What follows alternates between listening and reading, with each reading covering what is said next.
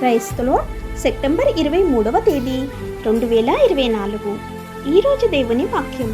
పక్షిరాజు యవ్వనము వలె నీ యవ్వనము క్రొత్తగుచున్నట్లు మేలుతో నీ హృదయమును తృప్తిపరచుచున్నాడు. కీర్తనల గ్రంథం 103వ అధ్యాయం 5వ వచనం. ప్రియమైన సహోదరి సహోదరులారా, మనం దేవుణ్ణి విశ్వసించి మన జీవితాలను మంచి విషయాలతో నింపటానికి ఆయన అనుమతించినప్పుడు పక్షిలాగా మనం ఉన్నతంగా ఎదుగుతాం, బలం మరియు శక్తితో జీవించగలము. ఈ మంచి విషయాల్లో ఆరోగ్యం, భౌతిక ఆస్తులు, సంబంధాలు వంటి భౌతిక ఆశీర్వాదాలు ఉండవచ్చు, కానీ అవి సంతోషం, సమాధానం వంటి ఆత్మీయ ఆశీర్వాదాలను కూడా కలిగి ఉంటాము.